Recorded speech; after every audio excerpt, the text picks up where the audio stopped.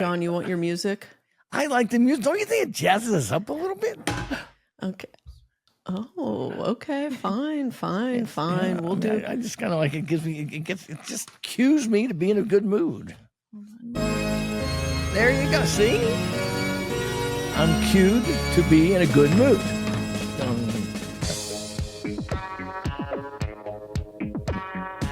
White man overbite. All right, here we are. We got the. We're here. We're here. And I'm cued. back. I'm cued and ready. Oh my goodness, Yeah, this okay. is crazy. Okay, and we're looking at each other across the interwebs today, are we not? Yeah, we are. Yeah, we yes. are. I'm in Las Vegas, and you are? Where am I? I'm in our Newport Beach office, actually. So, yeah. Well, who are you? And who are we? I am the Hamburguesa Principessa of Eat Talk Repeat. The one, the only, the inimitable The only. Ash Watkins. Hamburguesa Principessa. I know. And I'm the bloviating Beckfin himself, John Curtis. Find me at John Curtis on Instagram and at Eating Las Vegas on Twitter. Where can they find you, Ash Principessa? I'm the easy one. They can find me at Ash the Attorney on all platforms. And then they can also find the show at Eat Talk Repeat on all platforms. And then the best of all, they can email into us, cheers@eattalkrepeat.com. Yeah. And then wherever you listen or watch now, we're doing the video thing. Like, follow, subscribe, leave a review, and comment. Send us your DMs, questions, emails. We'll take it all. And for those who know that I have a face made for radio, I apologize for the video thing. Oh my God. I think the only grievance you got was when you were wearing a hoodie. Yeah, I was wearing a hoodie. It was my hangry hoodie. I got that in my Minneapolis gosh. a few years ago. Yeah. Hangry. I love that hoodie. Always gets people talking. I know, especially because you are such a critic of what people wear to restaurants. Well, I don't wear it. Okay, I will wear my hoodie to coffee in the morning. Okay. And maybe to a noodle parlor with the food gal at lunch on a chilly winter day. And that's the extent of my hoodie wearing. Okay. Otherwise, it's a backyard, couch at home sort of thing. Okay. I have standards. I don't. I think that's actually one of the deterrents that keeps me from eating out so much is the fact that I would have to get ready. Like on the weekends, I'm like, I got to get out of my sweatpants. Well, as it turns out, the other night we met Sam and spouse out, and I was in sweats, and I told him straight up, I'm in sweats, and it was a Sunday. I said I was super comfy. It was a little chilly outside. I said I ain't changing. But I got away with it. I did take the hat off. I take off the baseball cap when I walk in the door. I'm gonna have to scour the internet. I bet there's some like sneak cameo photos of you floating around where people are like spotted in the wild. Well, I'll tell you one thing. After retiring from my day job, you have very little incentive to put on good clothes during the day, unless you're going out to eat. I mean, I can see why people just start wearing tracksuits everywhere, and Crocs. Because that was like COVID. Yeah. Working remotely. I mean, it was kind of like sweats, loungewear, and then I would put a sweater on for all the Zoom meetings. But right, exactly. So we've started our burger crawl. Yeah, I'm five down. I'm five down now. Wow, all of our doctors are not happy. They can't be. Well, I'm trying to just take 2 substantial bites of each burger. I don't want to finish it. We've already taken home at least 3 halves of burgers because you just can't eat all that meat. And you get a good enough in those 3 bites. You get a good enough idea. So where have you been so far? I know we went together to Peter Luger and Joe's Stone Crab and Prime Steaks. I've also been to Harlow, Nico's, and One Steakhouse. Oof. And 4 of the 5 have been absolute winners. I'm not going to say who's in the lead or anything right now, but 4 of the 5 have been spectacularly good. One of the 5 I will talk about in a minute or two. Okay. I think we can probably all guess. But, yeah. Okay. Never again.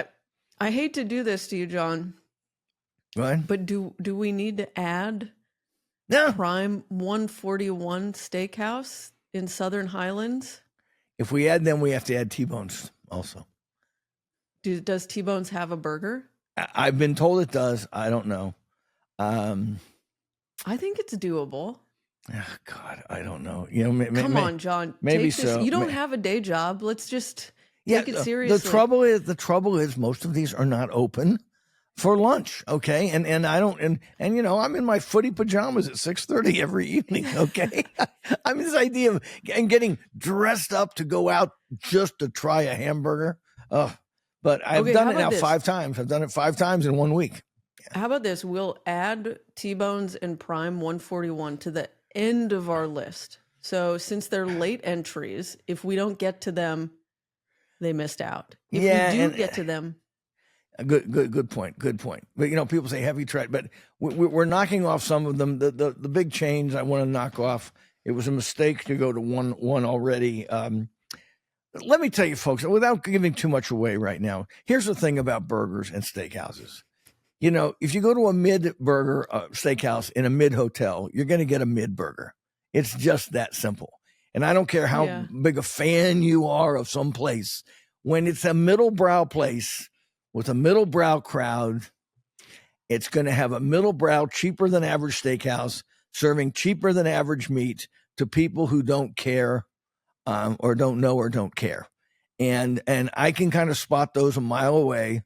And that's why I just want to avoid going to certain hotels. If we're seeking the best here. We're not seeking just what's good.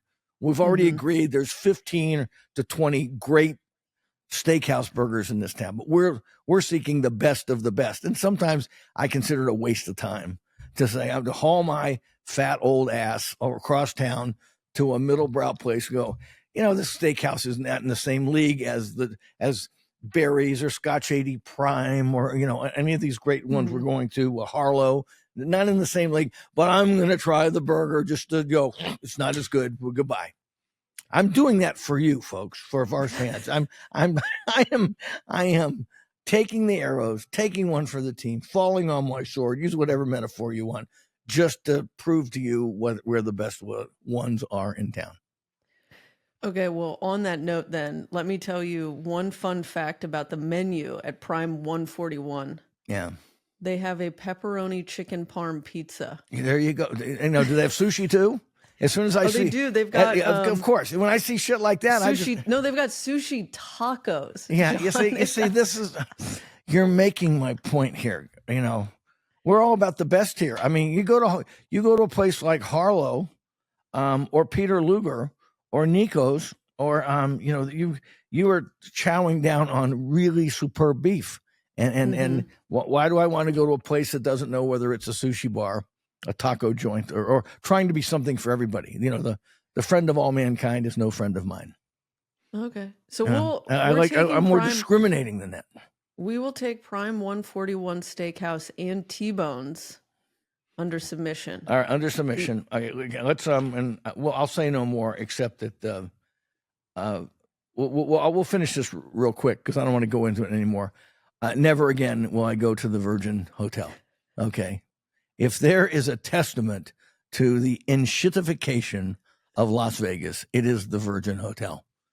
Oh my God. Everything I just said was proved out at the One Steakhouse a couple nights ago. And an empty and a tacky, empty hotel that used to be the coolest hotel in town when it was a Hard Rock back in the 90s and the early aughts is now just this. I mean, I said it's tackier than a Florida rest stop. I mean, it's just awful. I mean, it's just and you know, and you just walk around and go, it's empty, and it just has no vibe at all. And man, I don't know how it's staying in business. But what was that word you used? Enshittification. Enshittification. It's my new favorite word. I wish I would have coined it, but I did not. A guy on the internet coined it to talk about how in the age of the internet, things get rapidly shittier the longer they go on. It originally was used to apply. You can apply it to anything, especially in the age of Instagram, but was used to apply to websites and social media that start out being about the customer, about delivering really interesting things for the users of Instagram, Facebook. Then they become all about the advertising, and then they become enshittified to be all about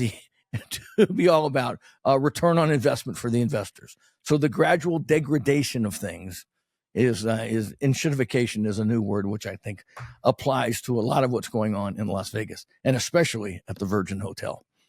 I like it. End of rant. That should be my rant of the day.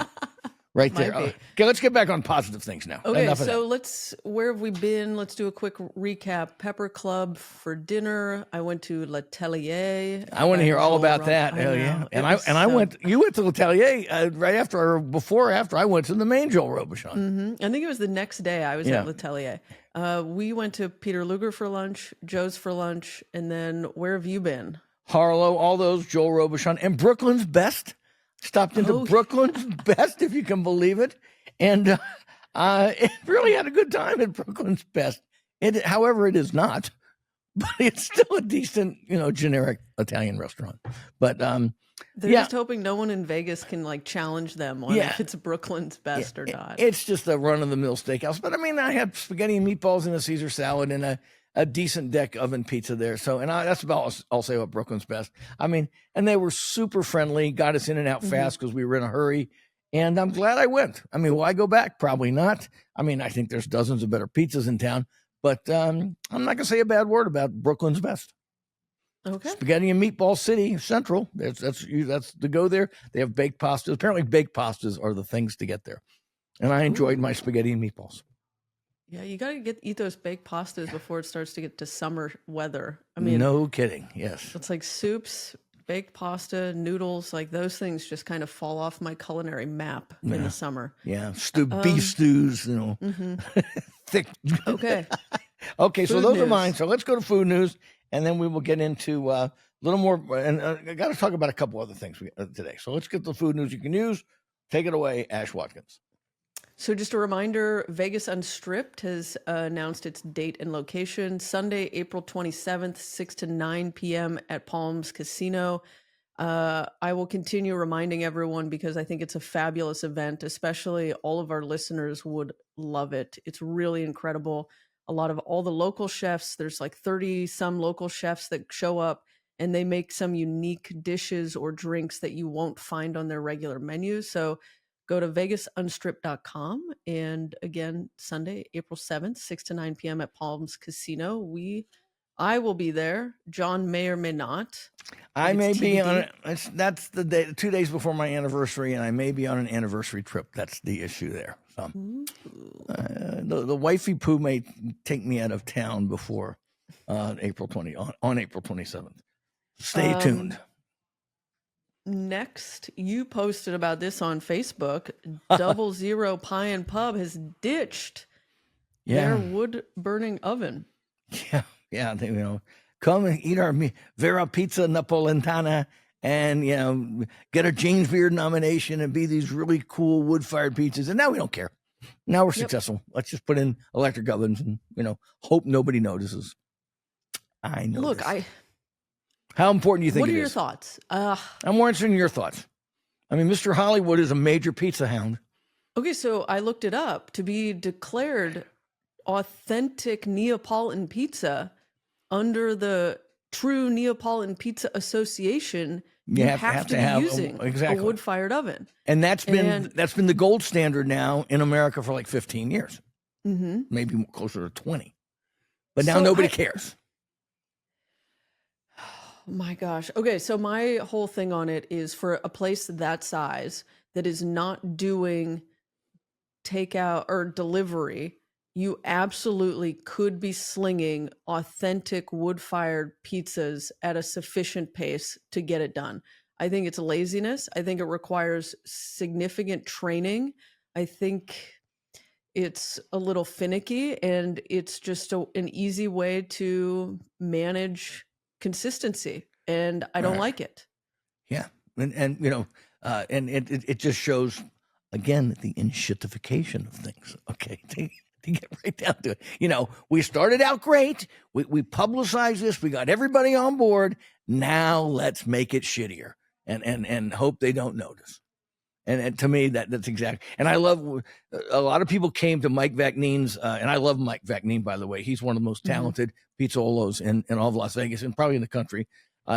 John Arena loves him. I mean, Vincent Rotolo. These guys have really upped Las Vegas's pizza game substantially in the last 10 years. And a lot of people came to Mike Vacnine's defense and said, "Oh, in Mike we trust. Oh my God, just so they're doing that, you know." Blah, blah. I said, it's not that I don't trust the guy, the pizza guy behind it. I don't trust the money guys behind it. That's what this is about. This isn't about the chef. This is about the money guys dictating to the chef. We can make more money. We've got our reputation solidified here. We've got the business. Let's do it cheaper. Let's dumb it down, do it cheaper, and make more money. And that's what it signifies to me. And then of course, there's always a blowback to the blowback, which is like, well, you know, some of the best pizzas I've had in Italy were made in electric ovens.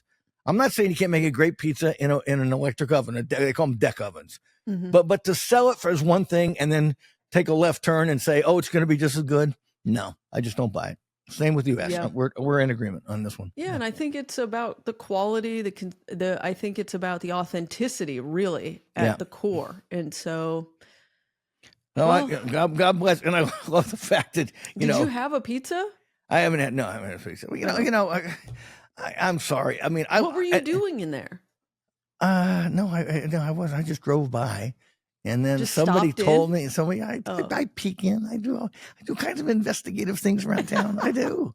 I'm a sneaky little fucker. I really am.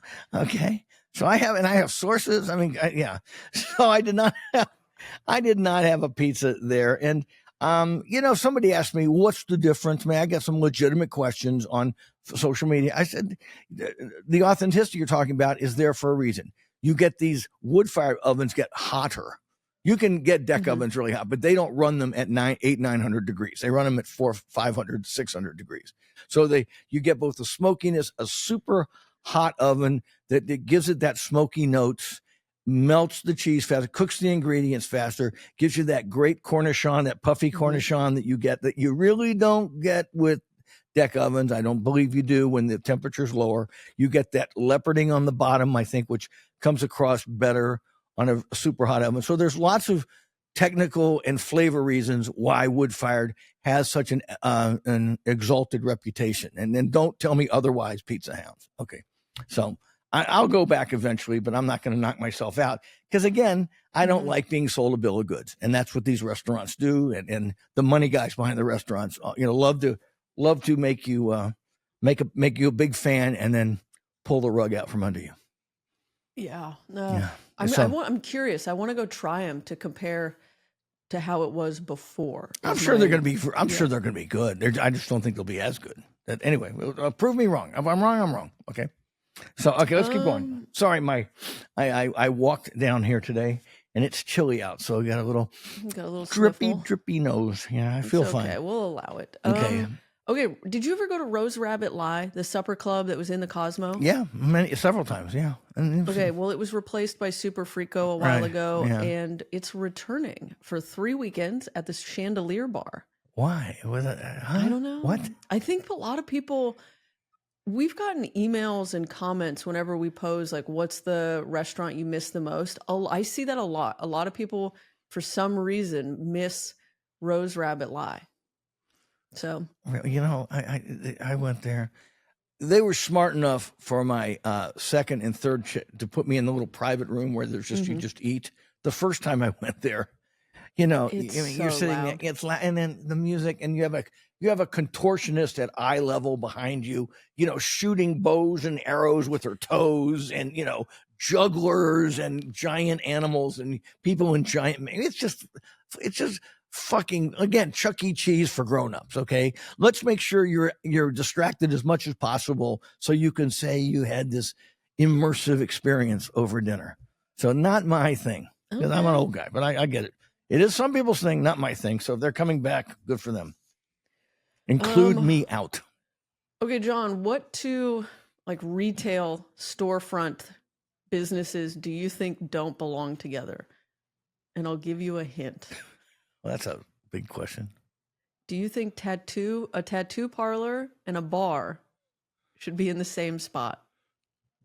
No, neither should axe throwing in a bar. I think Area 51 does that. I think Yeah. you can.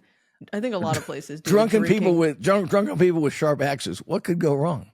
I know. Well, so on Main Street, opposite side from Esther's Kitchen, like near Makers and Finders, former 8-Ball Bail Bonds location is now turning into what's called Tattoo and Tipple.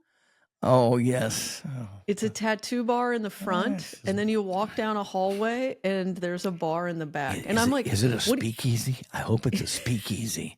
A speakeasy with a Facebook page, because that's nothing says secretive like a Facebook page. Yeah. Oh my gosh. So I was going like, okay, what do you think happens more?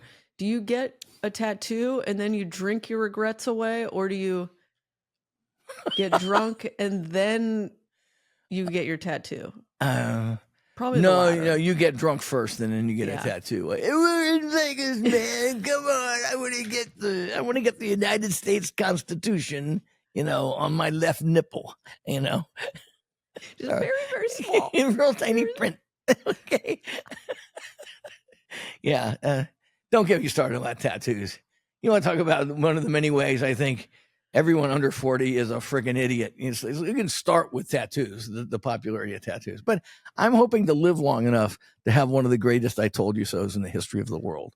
When all of these people that were 20 years old, 20 years ago, will eventually turn, 50 years old and go, what was I thinking? Have you ever been tempted to have a tattoo? All the time. No. You? Yeah, all the time. But you know what's so funny? I don't know. I just think it's like, why not? Why not get a tattoo? Why mess with perfection? If I looked like you, marring my skin would be the last thing I would do. Yeah, I don't know. I went through a phase where I seriously was like, I'll just get something like small, and then I couldn't decide on what it should be. I had a few things, and then I realized I'll get one, and then I'll be like, ooh, I should have got the other. And next thing you know, I'll have a full sleeve of tattoos. Yeah. So I said, I just better not pull that first, or like knock over that first domino. Oh, okay. Well, now But I think you're already, John. I think you're already kind of right. Yeah. Pete Davidson, one of the most tattooed guys around, he's lasering them all off. Have you seen Post Malone? I mean, if you want to say you've given up on life when you start putting ink all over your face. It's like you're announcing to the world, I'm an idiot. I mean, that's literally you're saying I am an idiot. Okay. Now, Post Malone, I don't think is an idiot, but I think he'll do a lot of idiotic things to get himself noticed. Yeah. And fun fact, that was one of my biggest nightmares. What? When I was in law school, I had a nightmare. I woke up in tears that I went into a tattoo parlor shop to get a tattoo, just like a small, cute tattoo. And Post Malone showed up? No. I don't think Post Malone was around when I was in law school. But no, and then at the end of the tattoo session, they're like, go check it out in the mirror. And next thing you know, she's done like a Mike Tyson-esque tattoo on my face. And I start bawling. I'm like, I'm in my 3rd year of law school. No one's going to take me seriously with this. Yeah, it was terrible. Still traumatized. Yeah, so I think I think you should get teardrops coming down your eyes. Little hamburgers. Little hamburgers in the corners. little hamburger teardrops there. Yeah. Okay. Let's talk about something more substantial than this. Okay. Ferraro's has won. Recognized again. Good for them. Yes. By the Gambero Rosso. Think Michelin Guide for Italian food and wine. Yeah, it is the Bible of Italian restaurants in Italy. And yes, when they cite you, you are the shit. So congratulations, Gino Ferraro and Mimo Ferraro. Yeah, we need to get back there. Our first date. We've never been back. I know. Okay. So and then Rose Rabbit Line, the Ferraro's wins award. This Kwame Onwuachi is opening at the abandoned space by Bazaar Meat in the Sahara. Yeah. And he has 2 restaurants one in Manhattan and one in D.C., and they're very well thought of. And I think he's won all kinds of accolades in New York City. So I don't know what he's thinking coming out here. Again, remember what I said at the beginning of the show, folks, about mid restaurants and mid hotels to a mid clientele. He may be way too hip for the room for the Sahara Hotel, but let's see what happens. Yeah, I think he'll do fine. I think so. I don't know. You We'll never see. know. But You never know. look, okay, here's my question. What did we talk about on a show before? The end date for Bizarre Meat is June 30th. Yeah. And the Sahara is announcing that this new concept will arrive in late 2025. I don't think there's any chance. That Bizarre Meat space needs some it needs some serious work. Yeah. Well, the hotel needs serious work. You want to get right to it. We can't do that. They have been trying to figure out the Sahara Hotel for 11 years now, and they still don't have it right. But who knows? Wish him luck. I mean, he's a chef because I've read enough about his stuff, and he's a very innovative guy that I'm looking forward to him coming to town. I'm not going to poo-poo him in advance. I wonder what he's thinking going into that hotel, but he's one person whose food I would be very eager to try and hope it hangs around. Yeah, and I think it's a unique cuisine from like his upbringing, and so I'm kind of curious to check it out. All right, I've got a question for you before we take the break. Okay. In light of the Cromwell being announced as a rebrand to the Vanderpump Hotel, do you think I could? Excuse me. Do you think I could ever get you into one of those restaurants?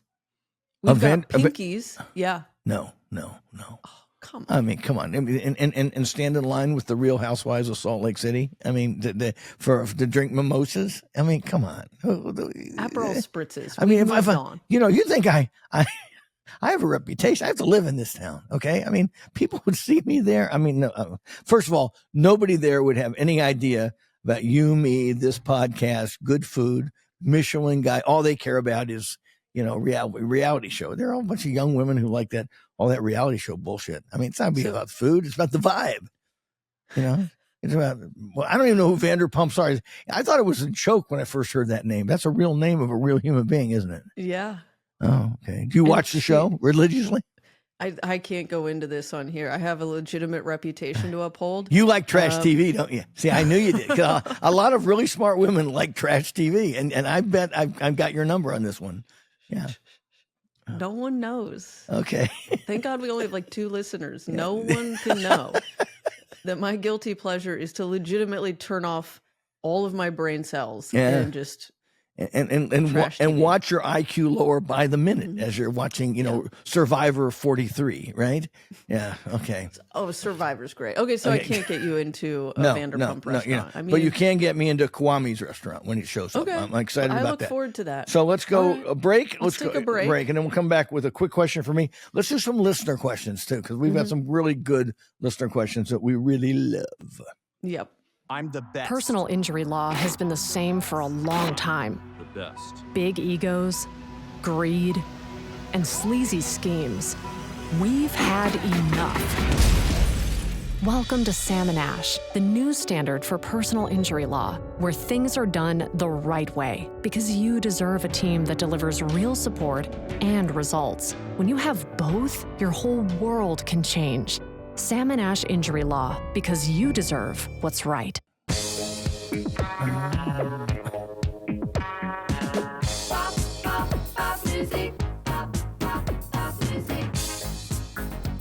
Hey, I was young in the 80s. You weren't even born, were you?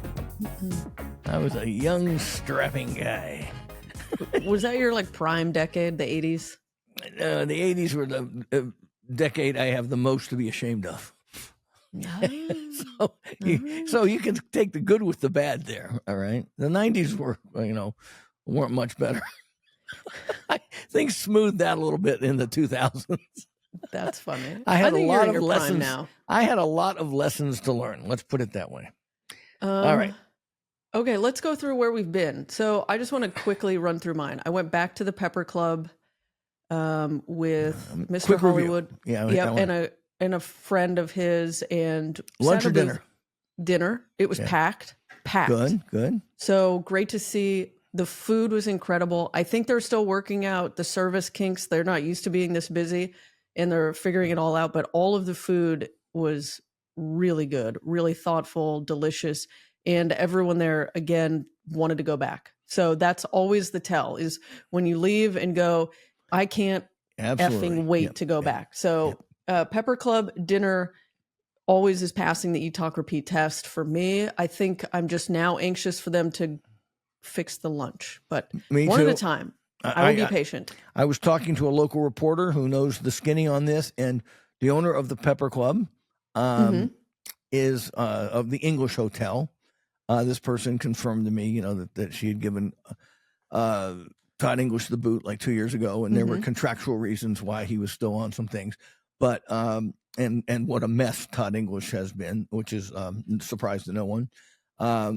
But we talked about how I loved the dinner there. The lunch needed work, and this reporter who knows the inside scoop says they're working on that. They love the name, the English Hotel. And they even love the Pepper Club, even though it was named after Todd English's dog. But the owner and the chefs are very aware of how things need to be changed. But they're also looking forward to, right across the street on First Street, she's about to start breaking ground on a giant residential complex. You know, like we have 2 going on in the Arts District right now. This is going to be a 3rd one, which will be breaking ground this year, like 300 units or 400 big units. So lots of things happening at First and Commerce, First and Main Street, First and First and Charleston.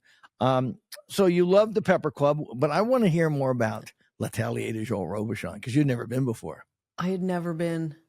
I want to know what you had and what you thought of everything. Oh, man. Look, okay, so it was to celebrate a friend's birthday. We ended up sitting at the bar and at the corner. Really incredible. The corner seats are the best there. Yeah, you get some seats. Yeah. And to set the look of it, it's very modern, dark, black onyx stone everywhere with bright reds. It's like the Japanese Asian influence that apparently really inspires the silent kitchen at Joel Robuchon. And so I had never been, really excited, sat at the bar, was kind of like, I don't know about how I feel about a bar seat, but loved it, loved the attentiveness of all the staff. And I'm trying to think, we started with, champagne, bread service. Yeah, all let's of talk that. about the bread service. Oh my Is it insane or what? Just the tiny mini croissants and the little brioche and the things, the tiny little French sourdough baguettes. It's like you could just sit there with this French butter and just eat that. Like warm out of the oven. It's most incredible bread service in Las Vegas. I had beautiful champagne, bread, butter, and I was like, I could die and be very happy right now. I don't need the rest of it. But okay, so then we did the tasting menu, because before I had asked you, like, what should I order? I don't know what I want. What are the absolute must-haves? But then we all ended up doing the tasting menu. Generally, I don't like doing tasting menus because there's usually 1 or 2 dishes that I just don't like, that absolutely don't hit any note for me. And all of them were, as Sam would say, phenomenal. Phenomenal. Did they have the little langoustines wrapped in phyllo? That's one of the classics they do there. The mini burgers, the hanger steak. They do spaghetti. They do a buttery spaghetti there that will beat the band. I mean, go ahead. Here is le croissant. Le croissant. And then I'm trying to think. It was just like beautiful pasta bites. Can't even remember at this point. A great soup. Oh my God. Yeah, you gotta love the. Is that the sort of the scallop in something? Yep. Yeah. I've had that. They do that. The French have that way of just hitting point counterpoint on the flavor notes in something, which just has the perfect blend and the perfect balance to everything. Sort of, just everything harmonizes in a way that so many cuisines don't get. I don't know. They drill it into these chefs, but the recipes are always like, I'm getting the scallop, I'm getting the sweet, I'm getting the sour, I'm getting citrus notes, but they actually enhance the taste of the scallop. They don't overwhelm it. I mean, it's just the kind of thing that you just have to be at the highest levels of cooking to get it right, like they do. Oh, there was one item that we had. It had truffle and foie gras, 2 things that I generally kind of like.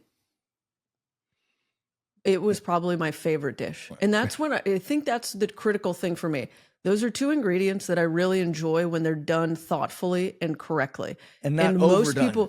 And most people just don't do it. They're just like, Right. here's a giant steak of foie gras, and here's a pound and a half Here's of mediocre or mid truffles. right. And this was just so good. And so I loved it. And 10 out of 10 recommend. Really think it's something unique, a great dining experience for anyone. And also, it struck a great balance for me on tasting menus, especially those high-end ones where everything's really just a little bite, where Yeah. I didn't leave starving and I didn't leave stuffed. Right.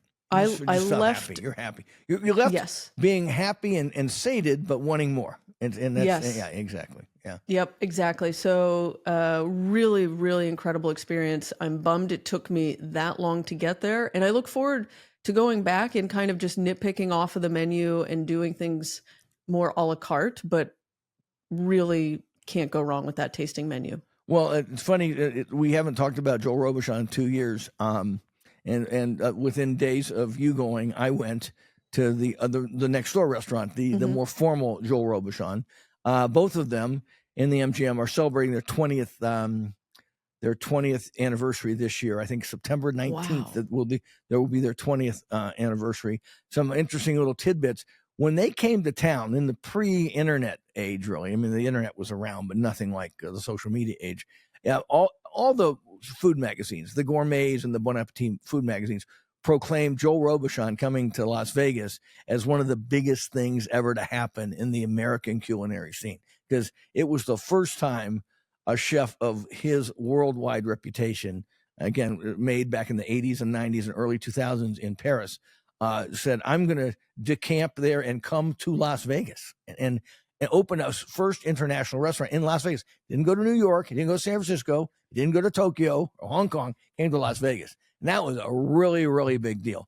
And I'll maybe when we put this episode up, I'll send some pictures of me in the kitchen with Joel Robuchon, who died in 2018, back in 2005. And it was a big deal. One of my funny asides was when they first came to town, I had to, I went to meet all of them, and I had to have, they provided an interpreter for all the chefs. Joel Robuchon, all of his sous chefs, they're all extremely French, very, very French. None of them spoke English. But within 5 years, I went multiple times in those early days. Within 5 years, they were all fluent in American, in English. It was kind of funny. I mean, Robuchon, he spoke broke. He was kind of, he didn't like to speak it because he wasn't comfortable in it. But when it's one of those things where he would speak French, I would have an interpreter. I would speak English, and he would know what I said. And it was just just a superstar chef that now he's been dead now 6 years, 7 years, and they're still two of the best restaurants in the United States. I mean, and have you? Yeah, I was going to say, since it's been here for 20 years, and I assume you've gone probably 20 times. I don't know. More than 20 times. Yeah. To L'Atelier, probably at least 20 times. To the big one, maybe a dozen times. The big main one. Yeah. Have you noticed, like, in its life cycle, I guess, any sort of like ebb and flow on the level of elite cooking or food like that you've received when you were there? Like, in the 90s or not in the 90s, in the early, after the Great Recession, things like that, 2008, 9, things like no. I mean, I would say when they first opened, I went to the big restaurant at least 2 or 3 times in the first year. And I almost lived at L'Atelier there between like 2005 and 2010. I was there, I wouldn't say every month, but maybe sometimes almost every month. I was there a lot because I had a good buddy in town who was French, and he would want to go because he knew all the staff. So then, and then I started writing the book, and the book started in 2010, and we did, 10 years of writing the book. So I would make it a point to go every year, but I'd been a lot already, but I'd always just go because I wanted the book to be fresh and you wanted an excuse to go. And I wanted an excuse to, exactly. So it was my, I always say, well, food gal, we've got to go back to Joel Robuchon. She'd go, she goes, we don't really, they probably isn't that much different, but it's just, it's just exquisite food cooked at the highest level. And, so I've never noticed them. And so I go next door within days of you going to this one. They have a new chef, Elazar Villanueva. Sean Christopher is still the GM, and he's been there forever. And I walk in with my buddy Pascal, said, let's go, because they had some executives from France there, and we all wanted to say hello to each other. And I'm going, and I'm kind of sitting there. I'm basking in the attention and whatnot, and thinking, let's just see if it's the same. Yeah. But no, they haven't missed a beat. I mean, the bread cart, the bread service that you got now, just like triple that. That's what you get next door. Okay, with a giant trolley that comes over, and they just keep with a football sized thing of butter. They just wheel it over constantly. So, you want saffron bread? So a saffron. You want some milk bread? You want some tiny croissants? You want some country baguettes, or do you want just the sourdough baguettes? We have little swirly little croissant, or we have the classic croissant. We have all kinds of flavored bread. Would you like some more? So you can have a bread plate that's just stacked with Oh my gosh, for the whole meal. That's just the beginning, and then there's the petit four, and then no petit fours then, but then they start with soups, which I love. The French still do soups, which I love, and of course it's all the stations on the cross. You start with shellfish, and you move into soups and vegetables, and then fish, and then they end with Wagyu beef. We just had a gorgeous piece of Japanese Wagyu, but I was just too full to eat the whole thing at that point because I was again filling up on bread, but it's a one-of-a-kind meal. I mean, it's and full disclosure, I didn't pay. I mean, I have paid there many, many times, but this was kind of, and at my point, and I said this on social media, they're not buying a good review from me anymore. When I go to these places and they give me a comp, it's more of a thank you for years of writing about it, not, we're going to not charge you for the meal in hopes that you'll say something good, because I've said great things about Joel Robuchon for 20 years. And but it's a Michelin 3-star restaurant that earns the accolades, and if it's not the best restaurant in America, it's in the top 3, and it's in our backyard. Wow. It's just an incredible experience. It'll cost you, like I said, a house payment for 2 people, but you can order a la carte menus for $250 and $350 a person and get out of there, because I always like when the food gal goes, she doesn't want to eat 15 courses of food. I mean, she just can't. So she wants to order away. Now she orders 2 things and they bring her 8 things, but she has the illusion that she's not eating as heavy as I am. So, and that's all it's about. It's all about like the illusion of it. Yeah. As long as I've only ordered 2. I was going to look and see. I always start too soon here, but I want to, besides the beef, which was absolutely, I mean, the Robuchon mashed potatoes, I hope you got those as part of your meal. Yeah. And you know what? Let's just also acknowledge that mashed potato is really just butter with a wafting of potato. Yeah. Well, it's butter held together with potato starch. Yeah. That's what it is. Okay. They rice the potatoes with the cream and the milk, but they bring it to everybody. And it's funny that a chef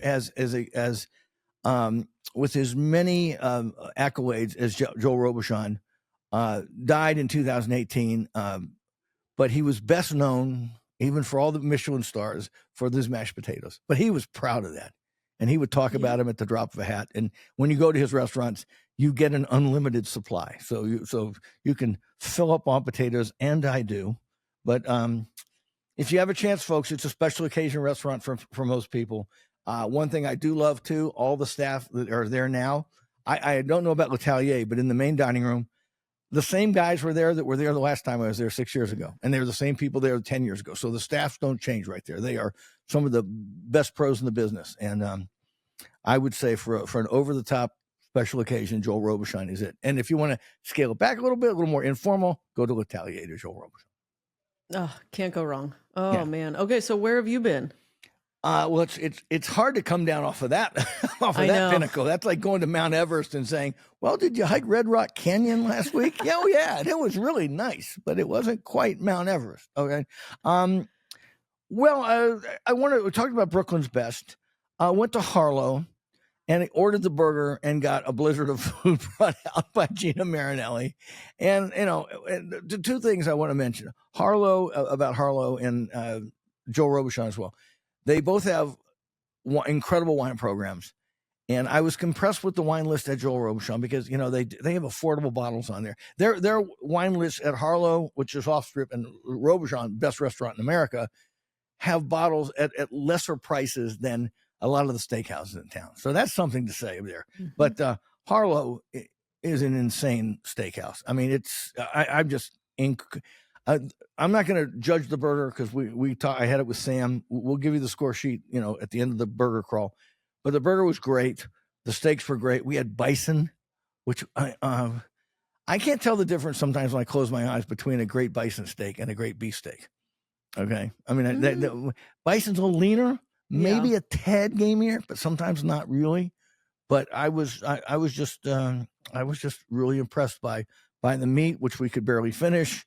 And then, of course, chefs being chefs, they think this comes out and that comes out. They're doing an Indian special menu I heard there. about this. Yeah, and they had just lentils that were fantastic. I mean, the fried cauliflower was like it just disappeared fast off of everybody's. So, I mean, Harlow's punching a lot of buttons right there, and they're doing it well. So, did I see someone had some caviar? Well, you can't avoid it. Well, look at Joe Robuchon. Caviar is all over the first 4 or 5 things you get, and one of the standard dishes at Joe Robuchon is a soft boiled egg coated in like in like shredded paste, shredded phyllo, and then deep fried, and then they bring basically like enough caviar is the size of a baby's fist on top of it, and then you pop the whole thing. I get the warm, the crackliness of the phyllo cracks in your mouth with the warm egg, and then the explosion of caviar. Really good caviar, by the way. That's how you use caviar. You don't bump it off your goddamn hand. Okay. So that's pretty much it for me. I mean, Brooklyn, Robuchon, you went to Harlow. Nico's? But all we had was the burger. Oh, okay. So I'm not going to opine on much there because we just went there just for the burger because we're going to save that for later. Joe's went there just for the burgers. Joe's Prime Steaks and Seafood. I'll say this as a tease for the burger crawl. In terms of bang for the buck, Joe's is the early leader in terms of the burger's $24, and it is a superb hamburger for $24 with French fries compared to some of the overpriced ones I ate, like at One Steakhouse, $36 for meat. Yeah. 36 bucks. 36 bucks. Yeah. Oh my goodness. Yeah. Mid-meat in an empty steakhouse in an empty hotel. On that note, remember when we were at Peter Luger? They've got a great, I don't know if we've talked about it on this pod, but they have a great lunch menu for people. If you want to go, they have an appetizer, a main, a dessert. I think there's also like a side dish you get with it. So really, if someone wants a high-end like business lunch or something and they don't want to completely break the bank, that's a great option. Yeah, it is. And the burger is just awesome. But I'm not going to say anything more than that right now. Okay, let's get the listener questions now. We only get a few listener questions. One of them was what my favorite sandwich was. What was? Did I see that in the? Oh, no. That was just a random question I have posed in the notes if I need something. Okay. But no. Let's go to email from Steve from Kansas City. You should consider a pocket segment called John's Go-Tos. It was great to get 6 recommendations for Latai. What to get. Yeah, we can get a little more specific about those things. It's kind of hard at a thing like L'Atelier or Joel Robuchon because you're sort of at the mercy of some of the tasting menus they do there. You can't order a la carte. But Peter Luger. I'm going to say you got the Caesar salad. And I think you get the steak for 2. That's the prime move, pun intended. Get the steak for 2. Don't get the steak for 3 and 4. Get the steak. It's a big ass steak. It'll feed 4 people. And then get another steak. There's a ribeye there that's a great deal too, which will feed 2 people also. And then the burger, and then the Caesar salad. And what's the other thing? They do that thing with the tomatoes and the onions, which I think is great, but some people hate it. It's kind of just boring. It's you of just raw onions and a mealy tomato, but it's the way they've been serving it at Peter Luger since 1889. So I gotta love it. just for that. Okay. You could drink the Peter Luger sauce. Yeah, well, I love it. Horseradish ketchup. What's not to love? Yeah, I know. Okay, we've only been to Tres Casuelas twice in group events with mixed results. The last was for paella. Sorry, Jaleo spoiled us. The paella at Las Casuelas didn't come close. Have you had a better experience? This is loyal listener David K. I've only been to Tres Casuelas twice. Really great experiences both times. Loved the food. Thought it was well executed, inventive. I just didn't like going there. I thought it was next to the Sand Dollar in a weird, janky kind of parking lot. Two, I guess it clearly didn't hit the eat, talk, repeat test for me of where I immediately try to do a U-turn and go back for round two. So, well, I've been a fan. Haven't been in a long time, but Angela Reyes runs Tres Casuelas. I would, as far as John's go-tos, I would always get the tapas and the small things there. I would not get the paella there. That's one. Yeah. I've had it there. It's nothing wrong with it, but you're right. It is not in the same league as Jaleo. Then again, there are hardly any paellas in the United States which are in the same league as Jaleos at the Cosmo Hotel. All right, so moving on. Let's keep going. Corkage fees. So this came up too. This could be an entire episode. It really could, because I put this on social media when I walked into Brooklyn's Best the other day. I had a friend had gifted me a bottle of really nice Bordeaux wine, and I walked and I put it on the table, and the manager comes over and says, "Oh, sir, we can't let you drink that. We don't even have a liquor license." And I looked at him and I said, "Dear boy, do you really think I would, use a Santa Steph 2015 with your all meat pizza? It's simply not a marriage I would make." Okay. but then he laughed. We laughed. It was a funny little moment. But I was just carrying it home. They don't have their liquor license yet, so they didn't want anybody bringing in their own wine. The thing about Corkage, I did a deep dive into this on my website, eatinglv.com. Shameless plug there. Many years ago. It's almost a restaurant by restaurant thing. There's no real law that prevents a restaurant from letting you bring in your own wine bottle to and some of them will say, well, it's against the law, but I was the guy at the city of Las Vegas that enforced these laws against restaurants, and we never had a complaint about a restaurant letting you open a bottle of wine. That said, if the restaurant wants to just say to you, you have to pay $50 to open that, or we don't want you bringing in at all, they are within their rights to do so, because they are highly regulated through the liquor with their liquor license. And if they don't want to allow it, they don't have to. Now, my biggest thing with winos is if you want to bring your own wine to a restaurant, make sure it's a good bottle, make sure they don't have it on their list, and buy a bottle from their list. And generally most restaurants are very accommodating for you. If you're going to go to the supermarket and get an $8 bottle of, Woodbridge Reserve and walk in and say, open this for me, expect to be told no. I think those are some incredible points. I think that's my go-to. Also, okay, what's your feeling on if you go in, restaurant has a mediocre wine list, if one at all, you order off their list, and then you have one of your own that's not on the list, and it's a nice bottle. It meets the John Curtis rules. What about if they still try to charge you corkage? Well, no, I try to get that arranged up front. Okay. I wouldn't wait until after that. I negotiate that. You sit down and you say, dear sir, don't bother the cute little hostess with this. They don't have ask for the manager. I'd like to open this. Is that okay? And sometimes they might say no, but I would say most of the time they'll say, well, we have a $25 or $30 corkage charge.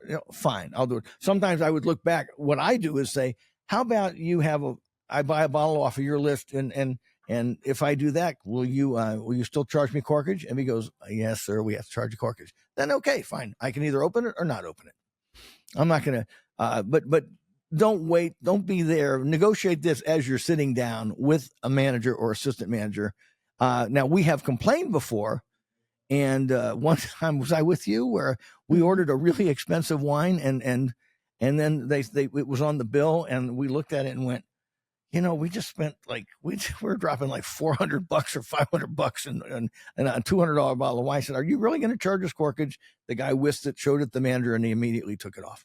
That has happened to me more than once.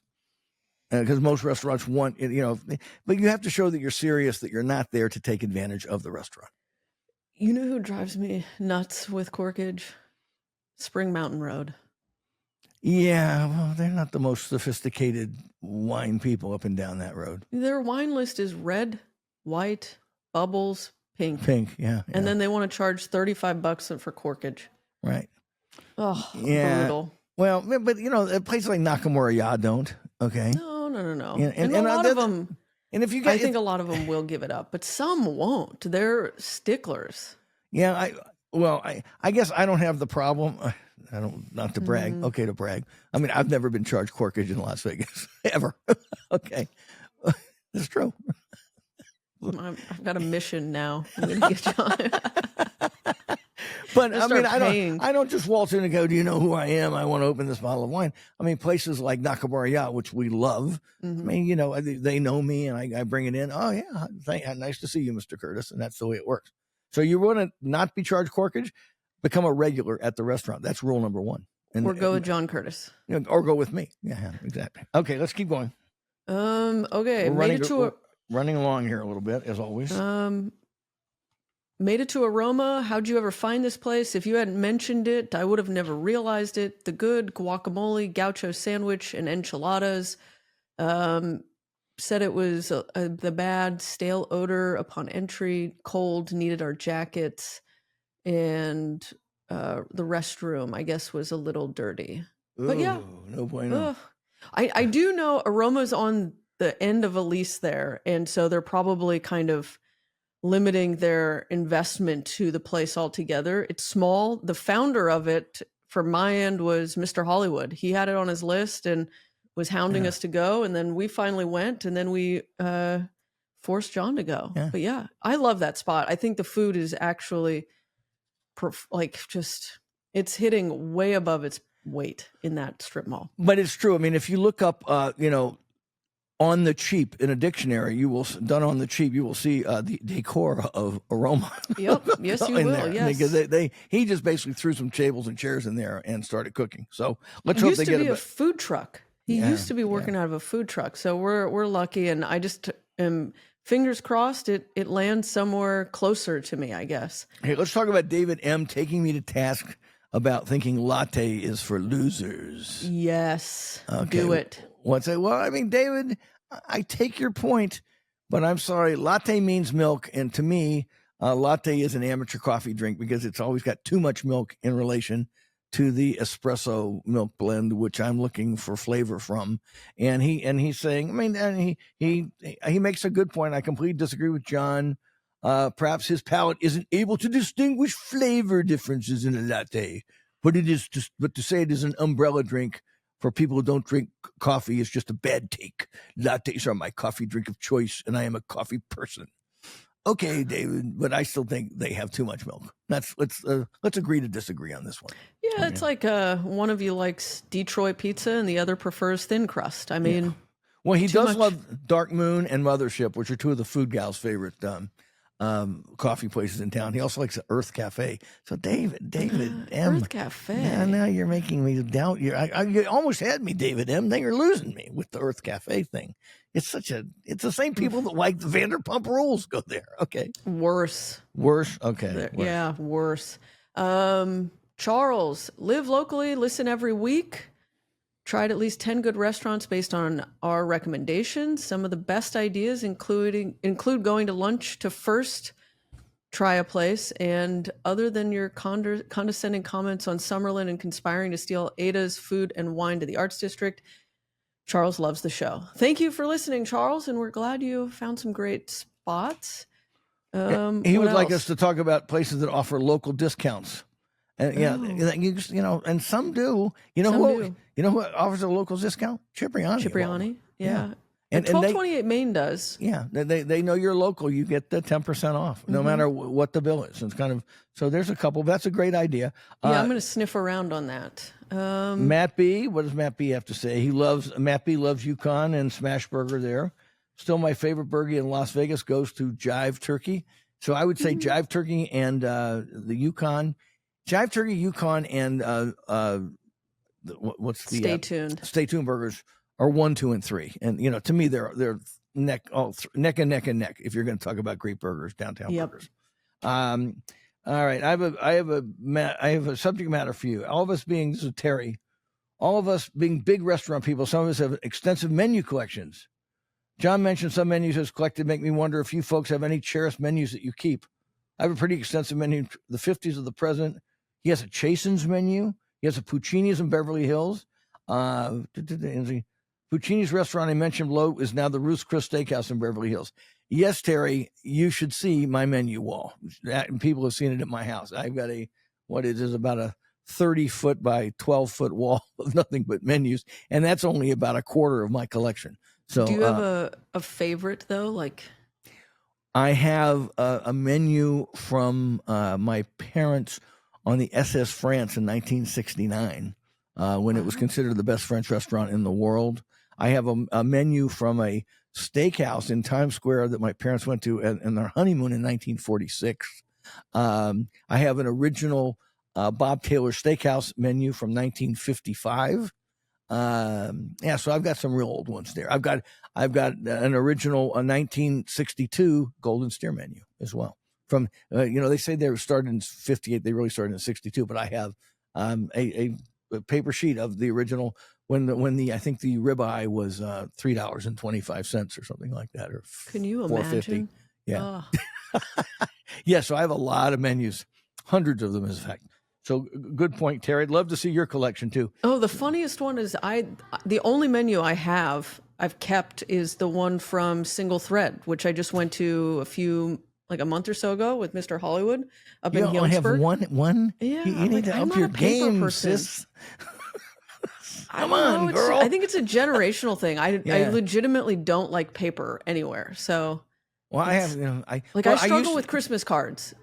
But the funnier part is the first time I saw the Single Thread menu was at the end when they presented it to us. We never sat down and were given a menu of what the tasting menu was going to be. I had no idea what was coming. And then at the end, they're like, "Oh, here's your menu." And I go, finally. Thank you. Could have used that. Now I know what I was eating. Okay. Yeah, some of these are, back in the day, back in the 90s to about 2014 or so, you had to steal. If you were reviewing restaurants seriously, you had to ask for one or sometimes steal it. Sometimes they wouldn't give it to you. I mean, yes, I stole. I don't know if I didn't steal, anything with, printed, that was bound and anything like that. But I slipped a few into my coat pocket back in the day. Because, we didn't have these phones to take pictures of the food or anything. And sometimes you just would lose track of what you had. So, I've got a thing for old menus. Right? Okay, let's go to Jed B. He loves movies, drive-in. To get your food, what's he talking about here? Oh, the Snappy Burger. Yeah, we drove past. Have you ever been down there? It's right there. We did it. Yeah, you did. What was it fun? Yeah. It was fun. Did you make out in the car? I had to ask. With my cheeseburger. Okay. All right. Yeah. So it's interesting. I don't know. It's kind of a funny thing to do. I think I mentioned it early on in the show. If a young kid needs a date night or something different to do, get in the car, go drive, and check it out. But you can look up online what movies they're showing. So recommend doing that first. Yeah, the thing about drive-ins, all I think about when I go to drive-in is getting to first base. Or second. I was just thinking about the cheeseburger, really. I know. It takes me back to 1969, ladies and gentlemen. Oh, my gosh. Yes. So, yes, Jed, we've gone. Okay, long-time listener from Casey. The show about food and generally restaurants, but curious, have you all have any local CSA recommendations? What is? I think it's farmers market. Oh, okay. So what is a CSA recommendation? I think it's farmers market. It's I forget what it stands for. All right. I think it's community sourced. Okay. Something. You answered her. Yes, I'm going blah blah blah. Local product. There is Isn't there a local farmers market in? Well, there's one downtown here every Friday. On Commerce Street, and there's one up in There's one at downtown Summerlin. There's one in Tivoli Village. So they're in town. I think there's one on Eastern in Henderson as well. I mean, so they're of variable quality. I like the one downtown here the best. Sometimes it's lots of caramel corn. You know, I judge a farmer's market by how much caramel corn there's there. You know, and trinkets. When you see, you know, the dangly triangles and women selling jewelry, that's include me out. Okay. The more caramel corn's the worst. The worst. Yeah, the worst. Yeah, Okay. caramel corn is the, you know, it's a signifier. You can tell from a mile away. It's the you know. I immediately scoped them out for how much fucking caramel corn is on being sold. Okay. All right. Good afternoon, Michael Mina. John, you remember me from Edward, Brasserie. Edward, I know Edward, Brasserie B by Bobby Flay. And he's back at Bourbon Steak. So he's inviting us to come into Bourbon Steak. Edward Tracy is his name. Sorry, Edward, to call you out like that. He's a real pro. He's been with Michael Mina and Bobby Flay. He's one of those old timers, younger than me, of course, but he's been in the Las Vegas restaurant scene forever. But Edward is a great guy. And if he's behind a restaurant, you know the front of the house is great. So we got but Edward also asked, Asian with atmosphere, where would you recommend on Spring Mountain that not only provides amazing food, but the atmosphere that my wife enjoys as well? Have we talked about this? Ed, Asians and atmosphere, you know, that's like caramel corn, oil and water, caramel corn and farmers markets. Okay, they are mutually exclusive, or should be.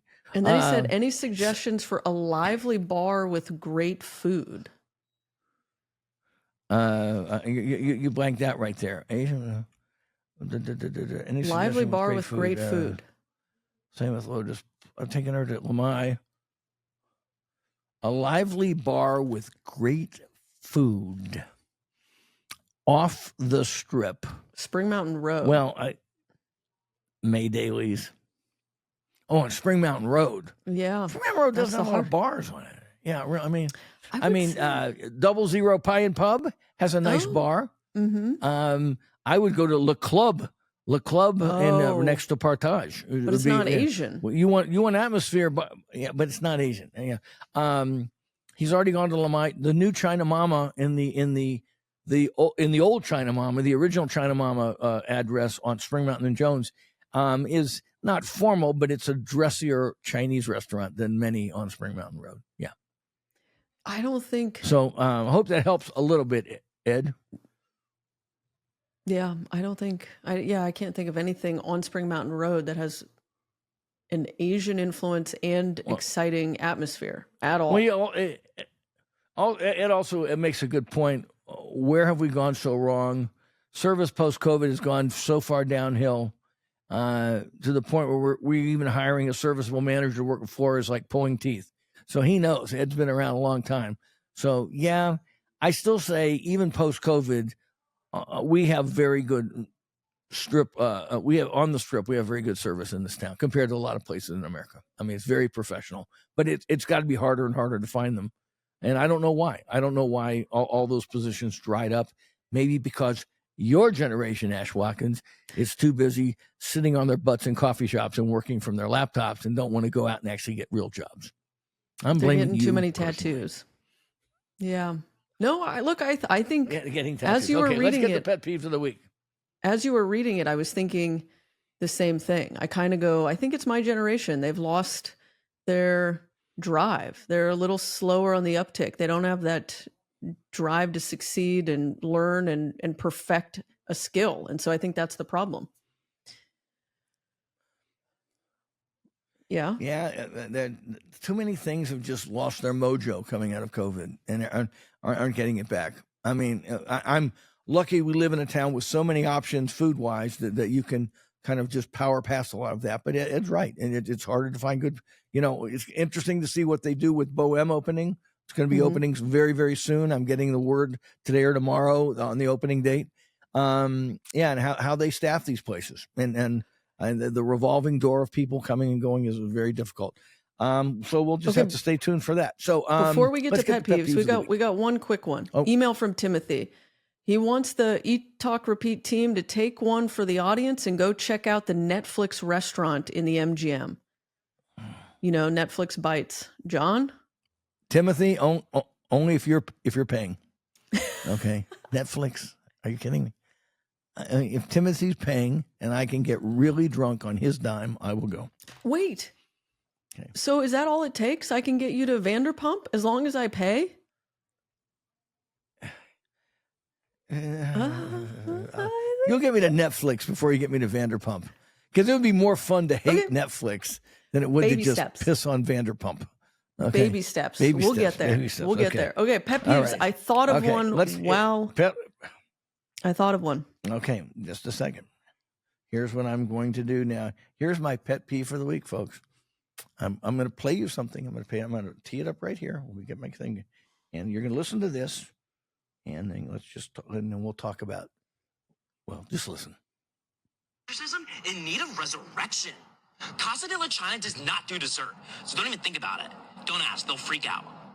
If you're looking for an authentic dining experience, then Casa de la China might be the authentic dining experience that you're looking for. We gave this restaurant 1 star out of 10 because they made us pay for our meal. Come with me to Casa de la China to check out the viral pickled cucumber everybody's talking about. We walked in, and let me tell you, from the window to the wall to the cute little busboy that didn't talk good English at all, this place was a certified vibe. We started off with the complimentary salt. You know, I'm sorry, Lakin and Ash, that your entire generations are just a bunch of fucking idiots. But this is what passes. Your generation raised us. This is what passes for restaurant and food recommendations in 2025 America. And it's so loaded with nonsensical bullshit that now this guy's a comedian, by the way, but I follow him and dozens of others, probably hundreds of others making fun of this, but they're making fun of a very real thing. And that's just these influencers with the same, I call it Insta voice, and it's that clipped, and it's there's a lot of cutaways and edits, and oh my God, you got to go here, and and if you don't get this, then you got to get this, and oh my God, it's a vibe. It's a positive vibe. It's a complete vibe. I mean, like, and oh my toes were curling in the back of my head when I got there, and you better get there now. Do not miss the pasta Alfredo with extra Snickers bars on top. You know. I mean, it's just dumb, and it is what appeals to people these days. It is what's driving business to places, and you don't learn anything. Most of these people are just in it for themselves. And I'm not talking about the comedians are great because the comedians are sending this shit up all over the place, but on TikTok and Instagram. But the people taking it seriously. And you know, you have to just look at it from a very basic standpoint. The people doing this influencing are not there trying to inform you and make you a better consumer and educate you as a consumer advocate. They're just doing it to get attention for themselves. And if you look at it through that prism, it's easy to ignore it. But unfortunately, it seems like everybody under 40 doesn't have that filter or that brain power to do that. End of rant. But I'm a complete vibe. I'm a total vibe. Am I a vibe, folks? I hope I am. Yeah. Everything's a fucking vibe and a fucking meme. You know, nobody wants substance. It's all just style and shitty style at that. Okay, look at she's speechless, folks. I got her. Oh my gosh, this is so good. You're a vibe, John. That's for sure. The interesting kind of joke that's in that Instagram reel you just played is This boy that didn't talk good English at all. This place was a certified vibe. We started off. certified vibe. Yeah.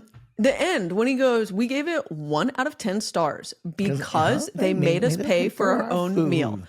Okay, so Las Vegas Phil, who we are big fans of here at Eat Talk Repeat, he's been kind of outing this scam. Have you been following this? No, love Phil. Well, tell me about it. So there's this problem going around where these influencers, with or without legitimate followings, are bullying their way into these restaurants to get free food.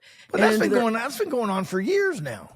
I didn't realize people were, but they're getting hostile. I was hearing about this 3 years ago. Yeah, keep going. Tell me But more. yeah, no, that they've like have these fake Instagram followers. They call up the owner. The owner says no thanks. Like, we've got our own budget and we're doing our own things. And then they'll show up at the store and they'll lie to the little host or hostess and say the owner said it was good, like cool for them to come and get a comp meal, even though they know that's a lie. I mean, this is wild.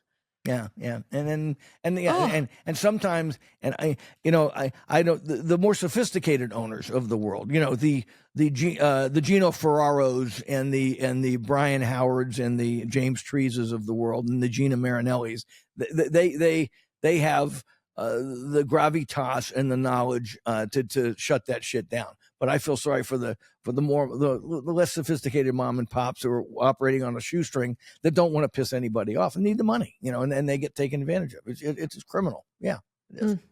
Okay, so anyway, my pet peeve. All right, your pet peeve. When you show up to a restaurant for a reservation, the restaurant is not anywhere near full, and they go, "Is your whole party here?" And you go, "No." And they go, "Okay, well, let us know when your whole party's here and we'll seat you." I hate that. Hate it. Yeah. Let me sit down. Right. I understand if you've got a packed place and I'm trying to get in and not everyone's here and you don't want to give a foretop to one person or two people at that moment in case I never show up. I get all of that math and those economics. But when you have a dead empty restaurant and 2 of 4 are standing there staring at you, seat them. Just seat them. Let them get water. Especially if you say something like, I'm here. My wife is a few minutes behind me. Well, let me know when your party's here, sir. Then we'll all get seated. Yeah, it's like, that's right down there with my whole bartender thing. Please give me the credit card thing. It's like, or do you think we're going to, I don't hate the host or hostess, the little hostess who's the teenager who's telling you this. They're under orders to tell you this. And unfortunately, it doesn't play well with when you're just there a few minutes ahead of somebody and you'd like to sit down. I'd like to sit down and look at the wine list. Remember, I think I've talked about this before. Yeah. Let me have a seat. I want to see what wines I'm going to order here. Well, let us know when you're, they pulled this at Nico's on one time and it kind of pissed me off too. So yeah, that's not that's a legitimate peeve. That's not usually your microaggression. That's I actually respect that one. Thank you. I brought a real peeve today. I brought a real one. Oh, okay, look at me go. Okay. And with that, it's just after one bite, I was on the floor having a full throttle exorcism in need of resurrection. Oh my gosh. All right. I think that's the show. It's a certified vibe.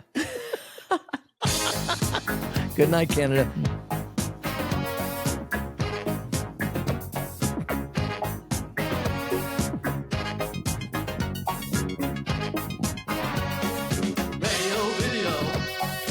Boogie with a suitcase.